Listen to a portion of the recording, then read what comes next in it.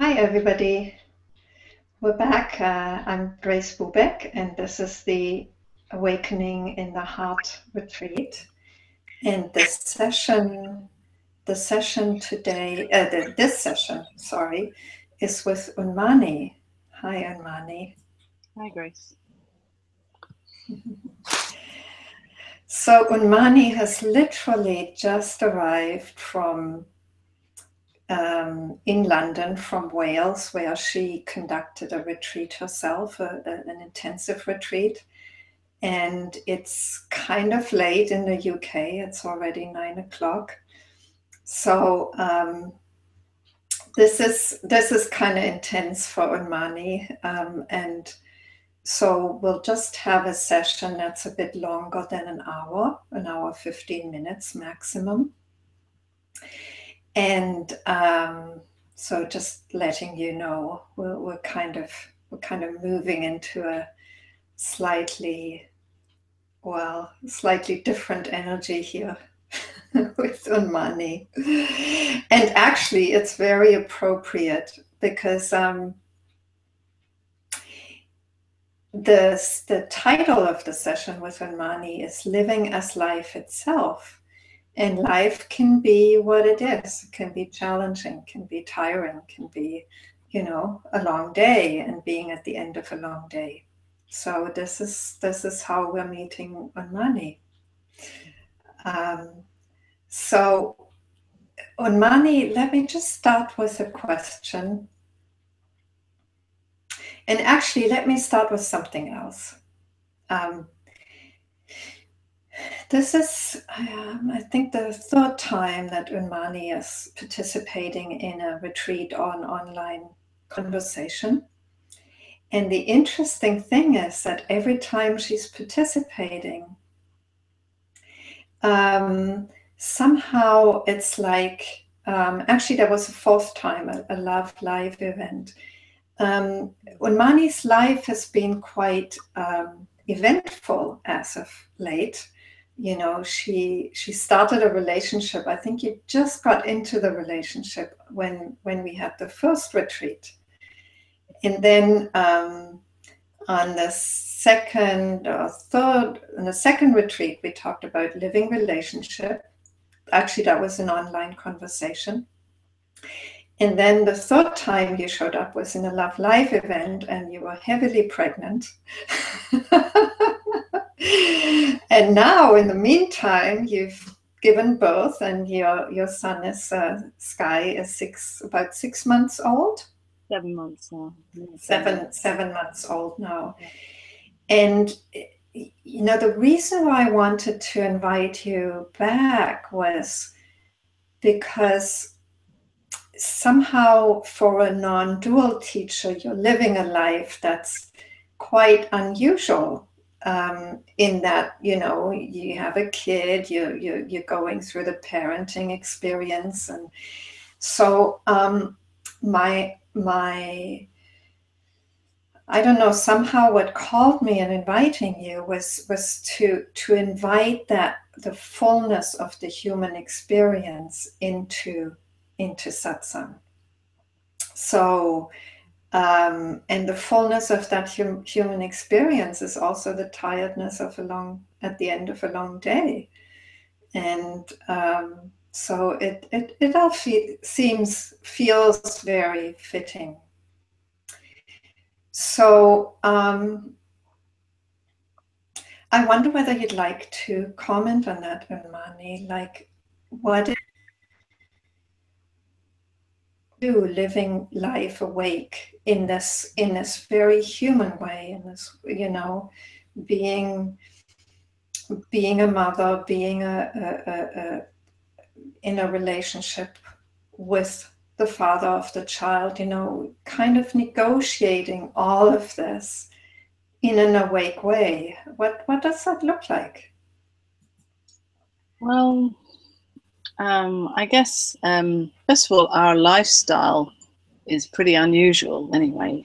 We don't have a base. We don't have a home, so we don't live in one particular place. We're often on the move, although we tend to spend some months in a few, some places. But So it's constantly being refreshed. Every time we get this new energy and new circumstances, and everything's new. So that is kind of helpful in a way to snap out any kind of tiresome mechanisms that have been playing out, or getting stuck in anything, or just a new place, and it's fresh again. So that lifestyle kind of reflects the way the reality of life, actually, for us anyway. It doesn't obviously suit everybody, but it seems to work for us. Even now with it works so far.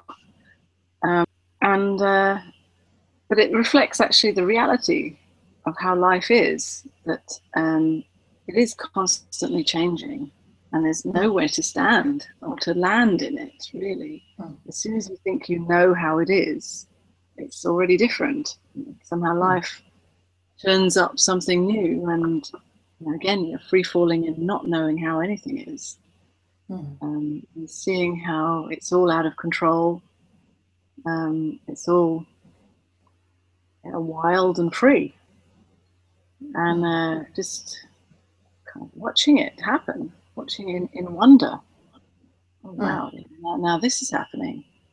And life changed from me doing all this on my own with a wonderful man who is so supportive, and my best friend and lover, and great team. And somehow that just appeared like a gift.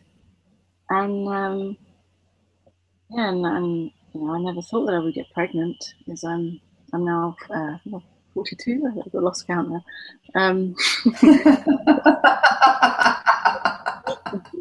It's either 41 or 50. I can't remember. But anyway, people say you're getting too old to have a child, and somehow it happened. And we were both open to it. And my partner Robert, he's already had two children, two sons. He's got two sons who are in their 20s, so I thought he'd done that now. Didn't expect to be doing it again, but somehow he's open to it, and I was open to it. And we don't really know what we're doing. I don't think any parent really knows what they're doing. But that, and I guess that's the being awake with reality, with this living the human life, that we're really acknowledging that we don't know how to do it. And in that not knowing how to do it, there's an openness to whatever happens, and a responding moment to moment to the circumstances, to whatever is needed in this moment. And having a baby, everything, all plans or all ideas about how things should be just get thrown out the window, because he's just just does it however he wants. He'll sleep when he wants, he'll play when he wants, and want to eat when he wants, and he's we can't fix him down in any way. And he's a wonderful gift. I mean, he just shines light, beautiful innocence, and it's constantly a kind of feedback loop of love. Of course, sometimes he's annoying, and we just want to throw him out the window as well. When he's crying and waking up in the middle of the night, all of that stuff as well. It's not perfect. But the reality of life is that it includes all of that, all the sides of things. I don't expect him to be this kind of perfect baby that fits into some idea of perfection, as I don't expect that of myself or my partner or of anybody. And actually that gives a lot of freedom, a lot of space to breathe, actually, to not have to be happy all the time, or not have to be feel all the time, but to actually feel everything as it is, in its most raw form, without knowing what it means or what the purpose is or where it came from or anything, just living it and feeling Yeah. it. Yeah. And letting it kind of endlessly crack me open. Life in its human form, everything that happens is a constant, losing any ground to stand on, and losing any old structures and defenses, and constant free fall, cracking open and open and open and open, endlessly.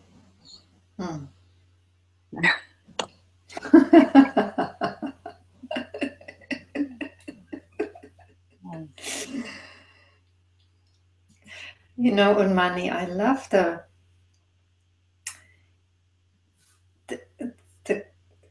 combination in you of just this spirit of freedom that's just willing to embrace it all, and that is radically open to whatever happens. And that is true, that is true. That is awakeness. That is how life is met when we just are. And at the same time, there is also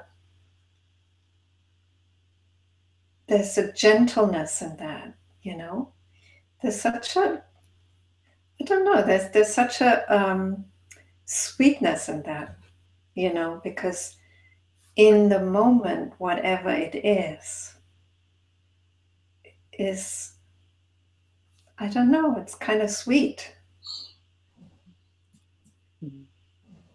Well, it's sweet when it includes even the unsweet. There's a much bigger sweetness than just a temporary feeling of sweetness. Yes. And that's something that can be very confusing for people, because especially when you're searching on the spiritual path, you're trying to feel better. You're trying to feel sweet all the time. Especially when you hear about how it should be, you should always feel loving and open and kind and perfect, compassionate, unconditional love person. And it's just not possible to always feel in any way. In fact, it's just not human. But actually, seeing that who you really are includes everything without exception. Without exception. And that's the thing. Without exception, it really doesn't have a preference for a sweet feeling. And that's radical. It's mind-blowing, actually, that actually even feeling unhappy or feeling angry or pain or fear or all those apparently ugly or unpleasant feelings or sensations, they're included also. Because they are here.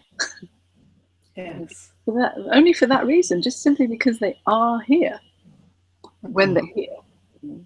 And so they can't be excluded. No.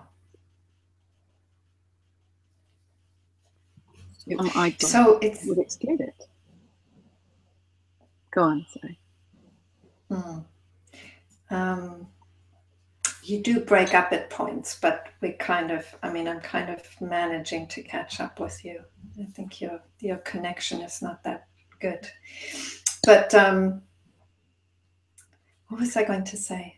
Oh yes, it brings me to that, originally when I asked you to participate, and I said the title of the retreat is Awakening in the Heart.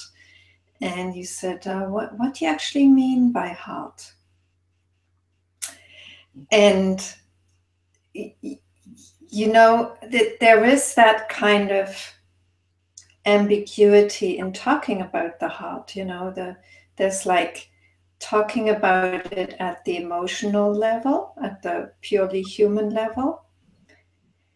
And at that level, it seems like, what we want is that sweetness of the loving connection. And we want that, it's like seemingly the heart wants that all the time. So that would exclude the not feeling sweet. Yeah. But then at the level of I don't know, the big heart, the one heart, everything's excluded because it's almost like that's the vibration. It's like the flavor of the heart is that it cannot exclude anything. How could it? It just has that. There's just this total openness to everything. And that sweetness to everything is a kind of, I don't know, it's a different kind of sweetness, but I still find it sweet. It's like a kind of wondrous sweetness. Yeah, kind of innocent sweetness or something like that. Yeah. Yeah. Yeah. Yeah. Yeah, it's like a child, just innocently in wonder at whatever is here, even if it's uncomfortable. It's like, yeah. I tend to not use language that is kind of too fluffy in a way. That's just my preference. It's fine for other people, but I just prefer to use language that is a little bit more towards towards the darker side, or at least towards the middle ground.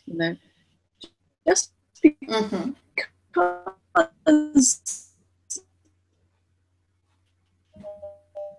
I find that many confused and the heart, because they've heard it so many times, and there's so many assumptions about what love and the heart means, and usually it's about a nice experience, fluffy, happy, sweet experience, which is what is interpreted by the thinking, as you explained. Yes. But it tends to be more understood in that way, and I know what you mean by the bigger heart. I would perhaps use the words, who you really are, life itself, or awareness. Or, you could use any words. It doesn't really matter about the words, but I just try to steer away from too much fluffiness. That's my style. Well, I don't know. Maybe I'm just a hopeless heart type. I love it. There's nothing wrong with it, and when you know the word, then you can use any words, of course. You just kind of take the words lightly, and you can see that the words are just kind of sprinkled on top of what is being pointed to. It doesn't really matter, you use the word heart or peanut butter. Really, then you know what you're talking about.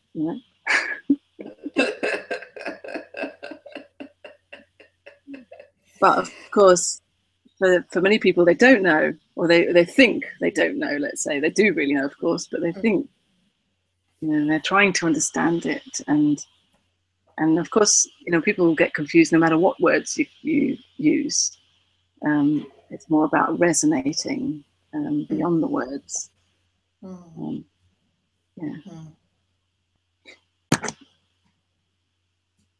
Well, I guess, my question to you would be, Unmani, I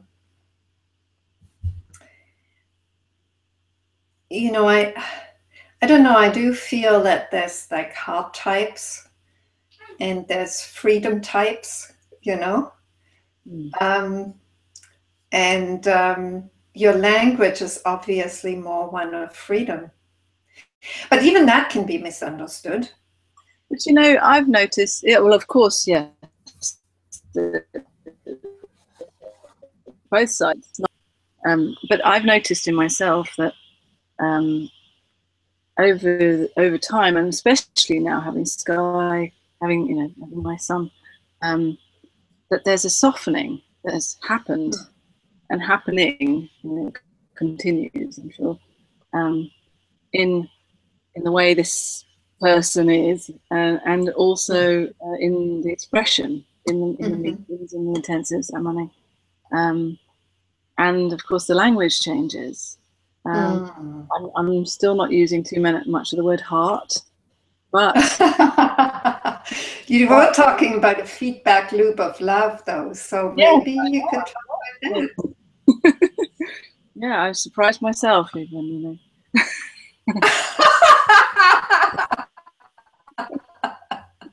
Got a bit juicy.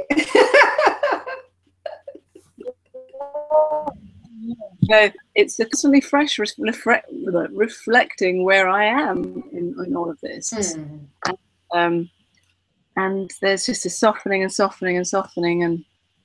And yes, it used to be much more just freedom, freedom, freedom. And it's very, very clearly freedom.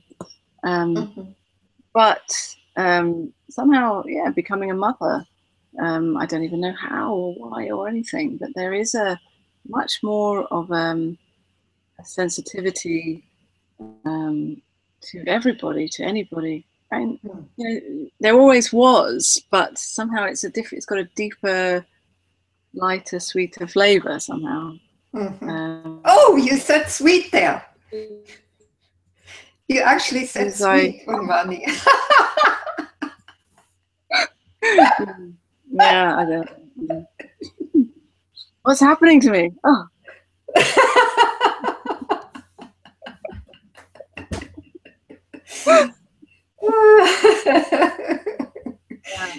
It's beautiful, and I feel like there's more and more of that, softening, opening, sweetness, even gentleness, sensitivity, that goes alongside that kind of crystal clear clarity that points to freedom. And it seems to be kind of filling out in all directions, something like that. Yeah, it's a great gift that I have. I am constantly receiving from Sky, actually. Or we are receiving from each other. Somehow, like giving birth, and giving birth in itself is not only a physical opening, but an energetic opening. And now having this bundle of innocence smiling back at me, I can see that same innocence in every person that I meet. See everybody as someone's child. Yeah.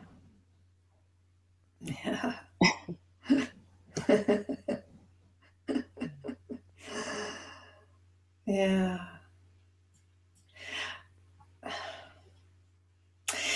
Somehow, I know of women who've had awakening experiences giving birth. It's such a powerful thing to happen. And likewise, somehow, like you say, looking into those eyes of a child, there's such, they're not, there isn't so much conditioning yet that covers over the innocence, so it's like when you can simply be there, it's just so beautiful. It just looks at you. Wow, there's just this instant kind of recognition of that innocence, of that vastness, in their eyes. Yeah, there's that. And then also you mentioned the birth. I mean, that some women have had awakening experiences in the birth. Well, I've had several women since I gave birth, and who've had some kinds of experiences like that, where you can see that life is moving through you, like life is doing you. You're watching this body do its thing, feeling the immense power of life moving and opening, birthing itself. It's mind blowing because I couldn't have done it myself. I couldn't have known how to do that. Yes. And same with the pregnancy itself. How does that baby inside me get formed, and where did it come from? It's such a mystery. Where did this guy come from? Now he's here. Yes.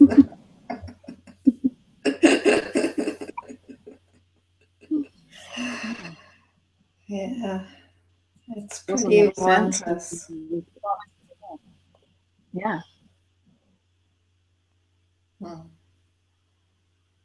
You know, it's interesting because I did an event in October on facing death, and I had one of the conversations was with a non-dual spiritual teacher whom you probably don't know. Her name is Joan Ruwinski, and she has terminal cancer and is just, at the end of her life.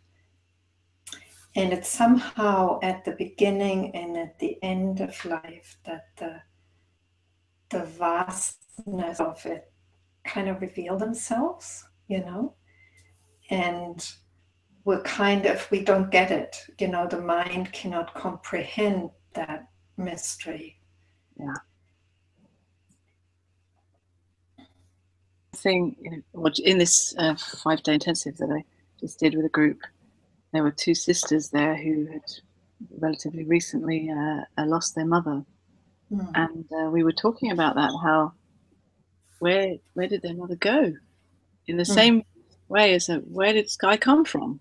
And this mystery of like from nothing to nothing. And we just don't get it, and actually we don't want to get it. We don't really want to understand it because then it wouldn't be mysterious. I mean, I know our thinking tries to understand it, wants to put it in a nice little neat box so that we can file it away and say, okay, we got it and understood it. But really, that mystery is that open, that is just overwhelmingly wonderous. And there's just simply a bowing down, a surrender to that mystery, because I personally could never understand it. I could never do it. I have no comprehension of that immense power. So all I can do is say, I don't know. I don't get it. The closest I can get to that. Sorry, I didn't catch that, Unmani. So all thought can do is say, I don't know. Yes. And that is the closest that thought can get to it. Yeah. Yeah. So let's just, yes, totally. There is this mystery.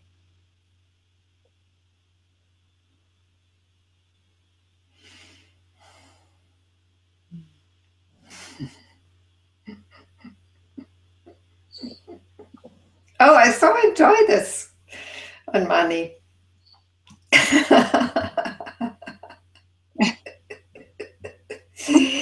And I do want to ask you about the, this feedback loop of love. What do you mean by that? I don't really know. It's kind of part of that mystery, really. Let's see.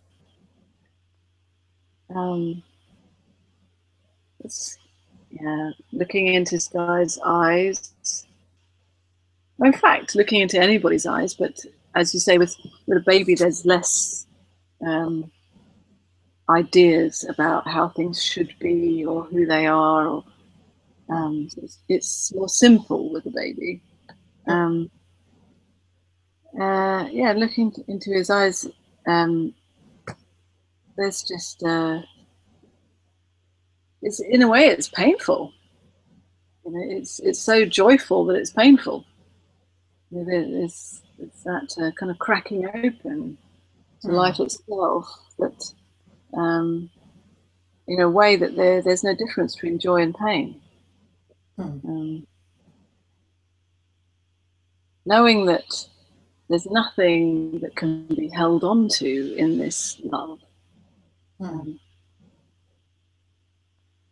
And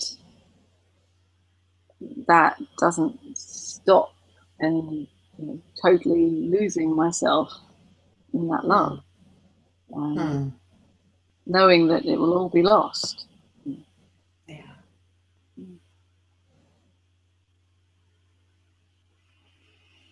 There's no one to love and no one loving. It's just life loving itself somehow. And of course, all these words don't really say it. Like I said before, just a sprinkle on top of how it really is.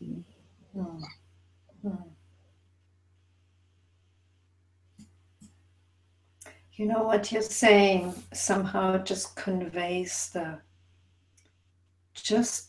power of that experience, if we're willing to be open.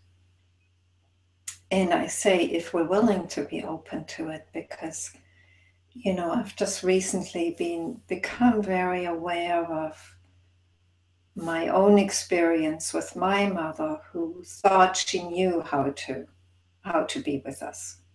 She'd read the right books and she knew what to do, and actually, as you know, that kind of totally stands in the way of love expressing in the moment, and just being there in the moment with that life in a different body, in a child's body, and it's looking back at you, and that, like you say, that also puts you face to face with a total powerlessness. I mean, there's like this, at the same time, yes, you have all this power over a child, and at the same time you have none.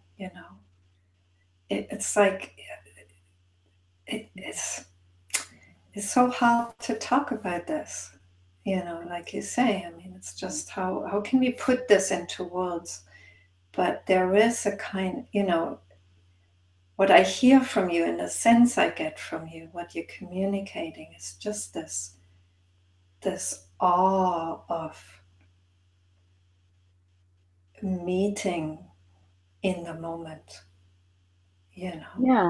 I mean, I don't know who Sky is. He's not my child, and I'm not his mother, or I'm not a mother. Really, I don't know what it means. I don't know how to do that, and maybe there are some ideas that have been picked up from my mother, but it's not really referring to those ideas. So then I'm free falling and not knowing how to do it and how to be there. And so just responding moment to moment. And Sky certainly doesn't know how to be a son. So or maybe he does perfectly. Yeah, and somehow that brings a lot of lightness. We don't know what we're doing, and so we're, in a way, we're like two children. And in fact, Robert also is included in that. We're like three children just playing together, really. Of course, in the role of kind of his guardian and taking care of him, as there are certain things like we have to make sure he eats and sleeps and doesn't fall off the edge of it or something. But so we managed to do those kinds of things. But More than that, yeah, it's not my role or Robert's role to put stuff in the sky, you know, to Yes. put what we think we know in it. Yeah. Mm.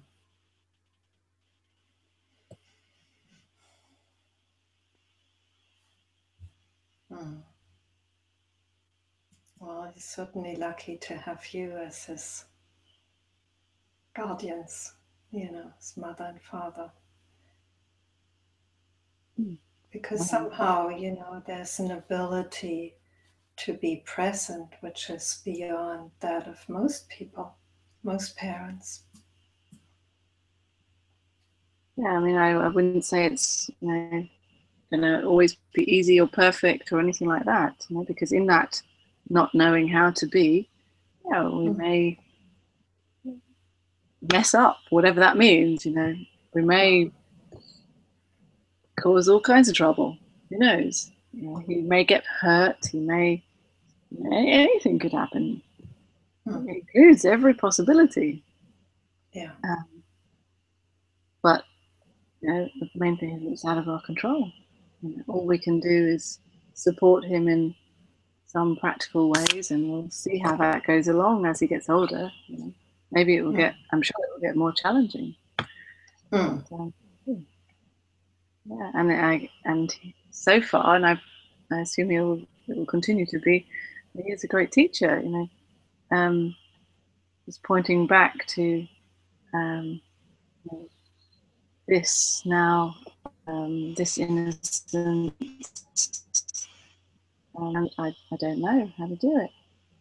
And I have to say that it took at least several weeks, if not the first 3-4 months, to kind of get over the shock of Sky actually being here. You know, because when you're pregnant, it's almost like you're in a kind of alternate reality. You know, you're sort of floating in this like dream world with all the hormones and everything, and then also with the birth, there's a whole other thing with hormones and stuff.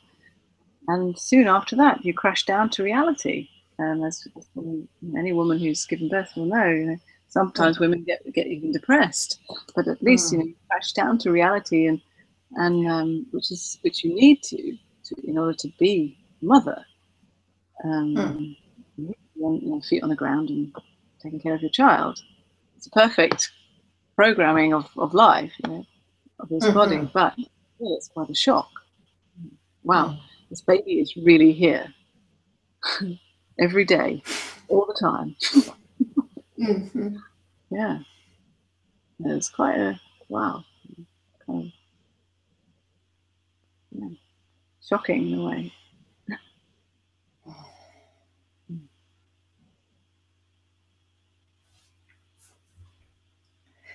Well, life is kind of shocking. It's just that usually we kind of have this illusion of some control over it.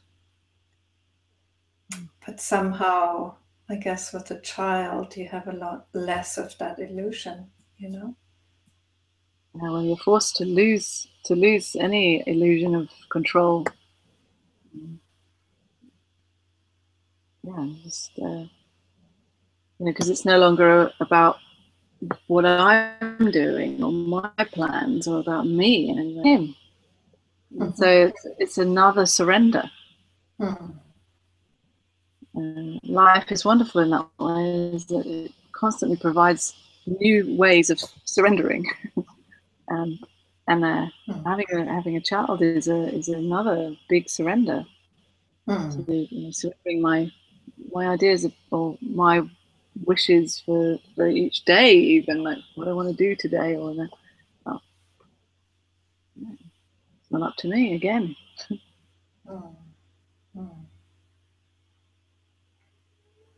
That constant surrender to what is, you know, what life turns out to be in that moment. Yeah. You know, to me, that's in my way of thinking, my way of looking at things, somehow to me that is a heart quality, that willingness to surrender over and over. And maybe it is and maybe isn't. It's just a question that I would put to you. Do you see that as and maybe heart and mind in the end aren't even, they aren't even distinct and separate, but somehow there's something in the heart that loves to surrender, that loves to give up control. Yes. Yeah, I mean, I would perhaps also say that there's no escape. And that's how, in a way, there's no choice. Eventually, you have to surrender. Mm-hmm. And it's, perhaps this is the other aspect, well, maybe more from the freedom side, if you want to separate it out, of seeing that actually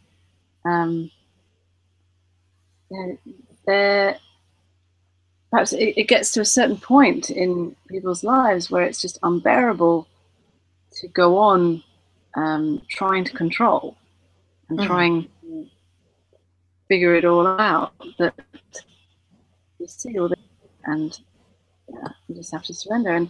And actually we're longing to surrender, to let it go and lose it all. But it's too frightening. It's too terrifying for most of us most of the time. And so that's why it tends to only happen when it gets too unbearable to continue to live like that. Yes. Then life somehow forces us to go down on our knees. Mm-hmm.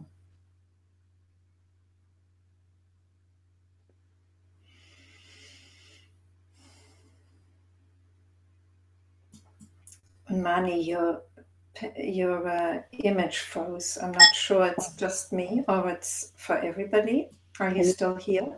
I can hear you now and I can see you. Okay. Yeah? Yes, yes. I was just saying that life often brings situations where we're forced to surrender when there's a loss or grief or some tragedy. Yeah. And you see that you just don't know, you cannot control things. Yeah, so there's nothing but surrender. And in the end, I mean, everything that life throws up at us is just that. It's there to surrender to. Yeah, and actually, it's painful to fight it, and it gets more and more painful. The more fighting, more painful it is. Yes. Yeah, and even in little ways, it's incredibly uncomfortable to fight the nature of life, to resist it.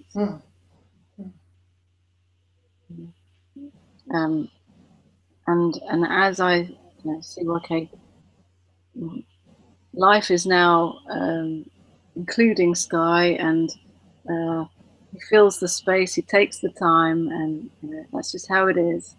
If I was to fight that, it would be incredibly painful, and I would hate Sky. I want him, Yes. But then it would only be me that would suffer. It would only be painful. So it's so much easier to just surrender to it and include it. Because it is included already, so I may as well surrender to it. Yes, yes. And that's where and I say it again, the sweetness. Yes, that is the sweetness. It's the surrender, isn't it? That's what's sweet.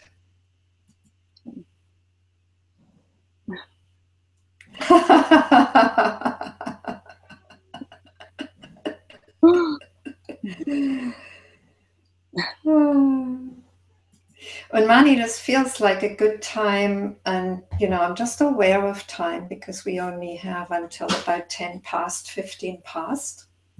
It feels like a good time to have a check at the YouTube thread and also invite people to come onto the Hangout if they.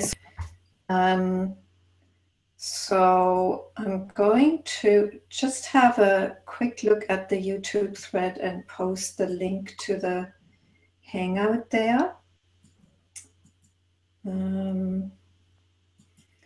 You can just have a little break until I've done that. Okay. Okay.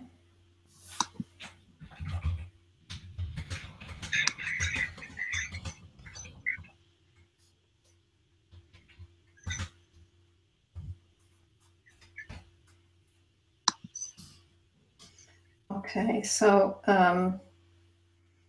just wanting to say hi to people. There's Jackie from France. Hi, Jackie. There's Tomas from Poland. Who says this is boring? He doesn't like baby talk.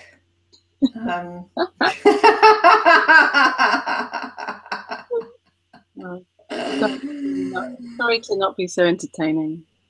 Yes.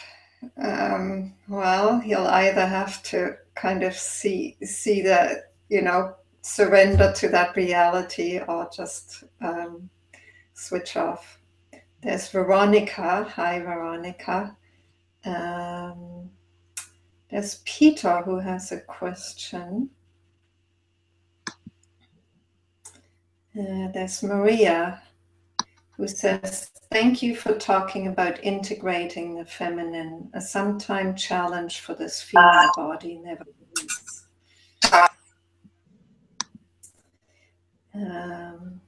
There's Maria, a different Maria, who says, just everything, just love. Yeah, so actually got two questions.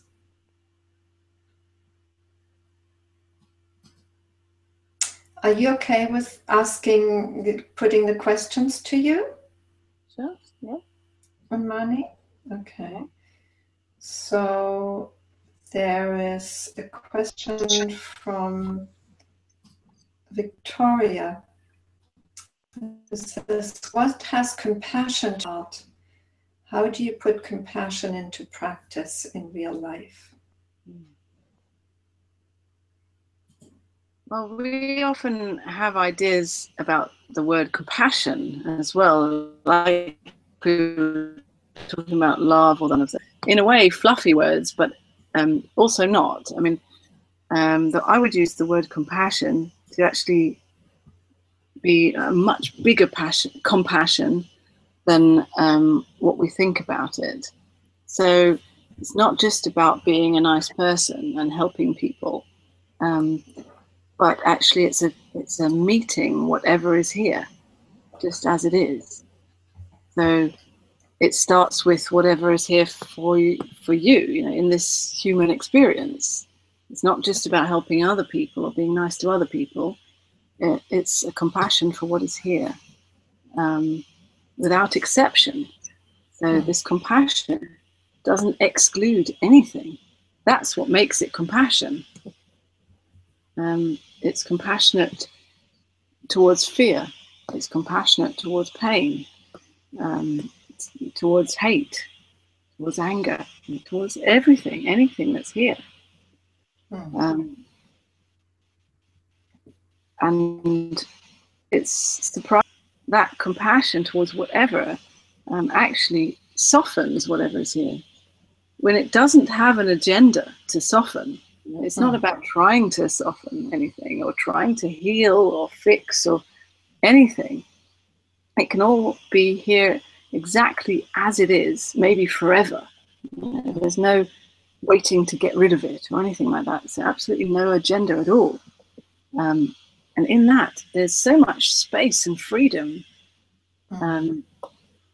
that there's not a fighting anymore. There's not a needing to prove or to show yourself as being angry or fearful, or it's not needing to hold that identity and that drama.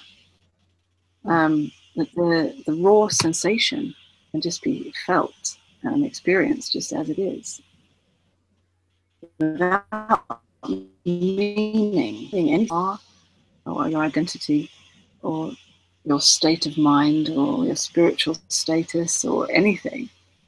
And then, of course, it goes for your interactions with other people as well. Because if you're meeting whatever is here for yourself, then of course that will reflect in your interactions with others, that whatever another person seems to trigger for you will be met just as it is. And of course, normally we believe that there is this other person out there so that we can get something from, or we blame, or we protect ourselves from. And this compassion sees that it's all happening in who I am. There's no outside of me. And so it's all about feeling what's here. For me, I mean, it's all about me, but not this little me. Who I really am. It's all being experienced in who I am. So it's ultimate compassion, and it plays out in the lived experience in ways that we can't imagine, or we can't try to do or become, or try to fit into our ideas of what compassion should look like or feel like. It might not always be nice or kind. It can sometimes be ruthless. Yeah. So it's just, surrendering to that, whatever is here, meeting whatever is here. To me, that's the ultimate compassion. Yes. Thank you. Beautiful.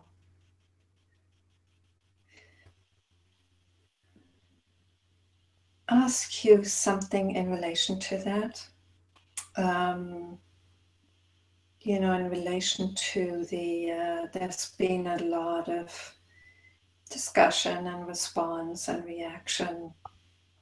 Some very predictable, some kind of very open-minded and open-hearted to the terrorist attacks in Paris, and also, bombings elsewhere. Except that somehow as Westerners we seem to kind of respond most strongly to what happened in Paris. How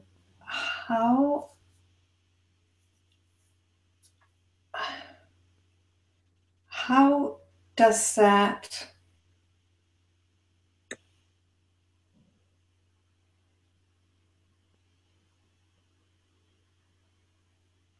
how did you live that?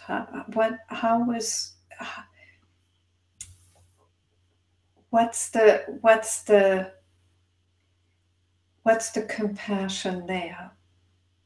What's the response when all of this is happening in you?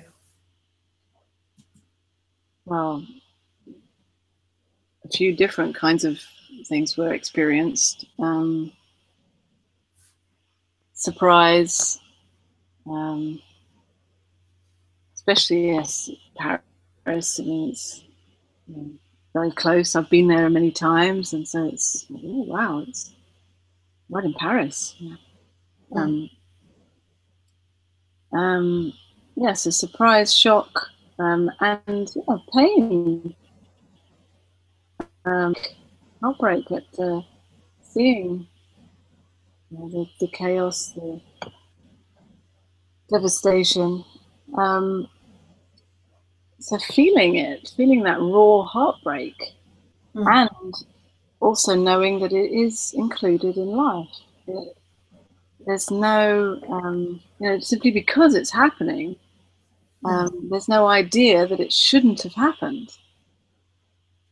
And that sometimes can be shocking to hear that, because we tend to have ideas about how we know, we think we know how life should be, that it should be free of terrible things like that. But of course, it's painful and heartbreaking. And yes, I mean, I would have preferred it not to happen. Things happen out of control. Life plays this play. And whether it's, nature bringing a big tsunami or an earthquake, or just simply the end of people's lives, when they get old, or sick, or these things happen. Life includes all kinds of devastating things that we don't understand. We can't understand. Just as it includes wonderful things, like the birth of my son. I mean, that's wonderful. And then also it takes away people. And we just don't understand how it all works, and how life could do this, and how life could include this pain. But it does. Look, it does. Like it or not, it does. And that, just to add, like, that doesn't mean that there should be an attitude of passivity. I'm not suggesting that we just sit back and say, well, it just happens, and we'll just do nothing about it. If you feel moved to take action, to try to prevent things like that, well, great, go for it. But I'm not suggesting everyone needs to be running around busy doing things, because of course we can't control everything. We can't control. Well, there are some people who want to bomb Paris, and we can do what we can in our small ways, and one of the ways is to share and point to this greater compassion, to express it, to know it in myself. To me, that is one way of, let's say,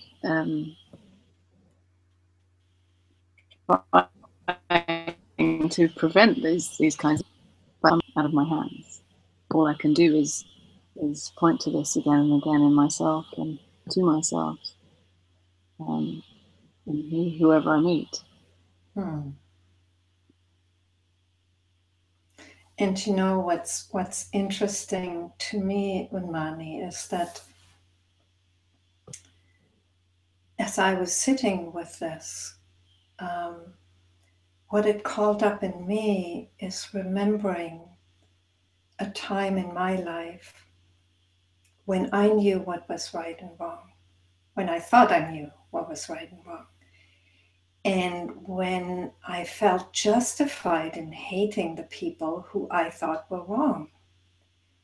And in my case, that hatred was actually quite visceral. It was quite strong. And I think I thought nothing of it. I wouldn't have become a terrorist.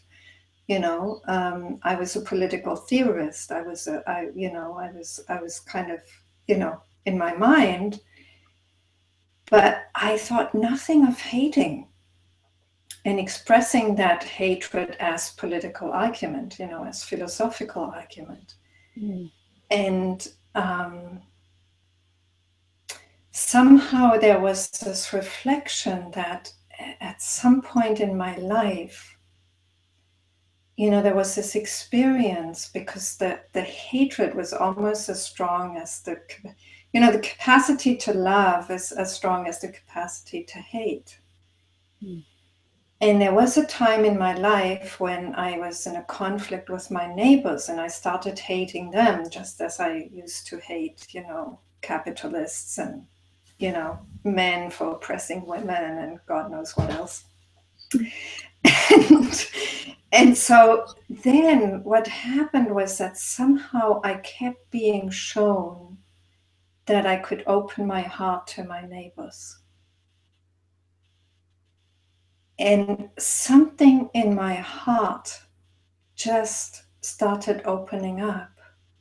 And that ability to judge and to hate just kind of got dissolved. And as I was reflecting on all of this, even now I feel like there are tears coming to my eyes, because I know it was so by grace that I was shown this possibility of opening my heart, because I didn't know it. All I knew was that there are people I loved and people I hated. And yeah. So, I just feel there was a profound remembering of this and a profound knowing of the grace of somehow getting that nobody is excluded ever. Yeah. Yeah, absolutely. And nobody excluded acting in the most painful ways. That is all included in who you are, in life itself. Yes. Whether we like it or not, it is. Yeah. Yeah. And actually, knowing that they're all included is the freedom to express a feeling towards people. To say, I don't accept the way you are. I don't accept what you're doing. I don't like it. In fact, I even hate that you bomb Paris. Knowing that there's no escape, and there was no other option. It had to happen because it did happen. But knowing that it's all included in who I am is the freedom to actually, to express why I even hate the fact that it happened. Knowing that it's all included in love. It doesn't make sense, that, but I find like actually unconditional love even includes hate. Doesn't even exclude hate. It's so radical. It's so radically unconditional. It even includes an expression of hate, knowing that even that doesn't mean anything. Doesn't exclude anyone. But if you can't express hate because it's not loving enough or something like that, then it's not that unconditional love. Yes. And yet I'd say that at a human level, something changed in that shift in me, like somehow I myself cannot hate the way I used to be able to.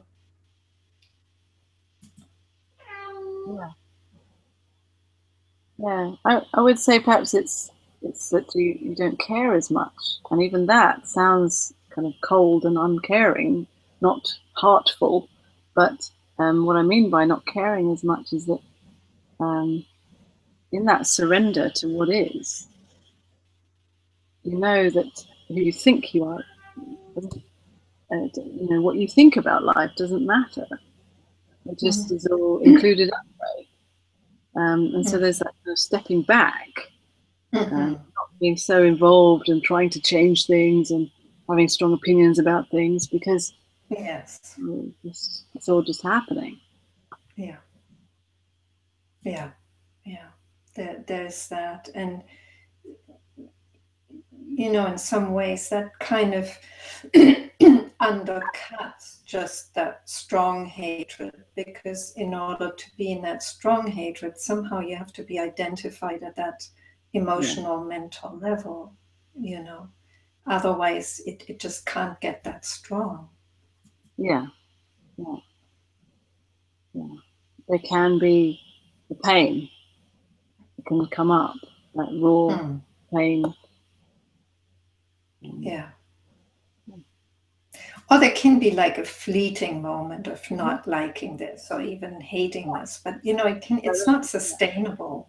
That's what I mean. Yes, You know? it's the freedom for even a fleeting moment to come up, and because it's so free to come, it can be expressed or felt, and then it's also free to pass. Mm-hmm. Yeah, yeah, Yeah. yeah. You know, I just realized we're going to have to come to a close, and there's more questions there that I see on the YouTube thread, and I'm just gonna have to. And I'm sorry, I'm just gonna have to.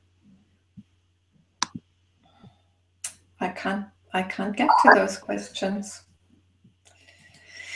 So if it feels right, maybe just ask them in the next session. With Will Pie, we'll have a bit more time. Just to explain, you know, we had to fit Unmani in between John and Will, and so time got a bit squeezed. And I sacrificed my lunch break also. so that we could have Unmani. So this is just what it is. You know, I'm sorry we didn't get to your questions, but like I said, if you feel to ask them in the next session with Will, please do. And well, thank you to you, Unmani. That was,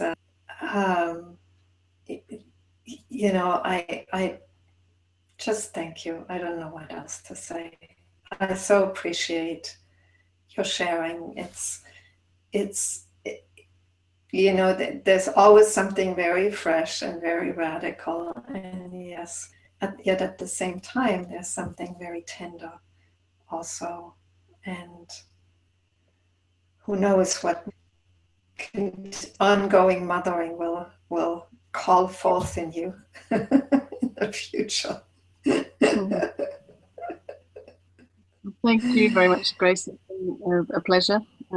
Yeah, and I actually, although I was tired, I've been feeling fine doing this. So, yeah, thank you. Yes, yes, I felt you very there somehow. We just got rolling. Absolutely. I hope you get a chance to grab a sandwich or something. I did before this session. Good. Yeah, yeah. Mm-hmm.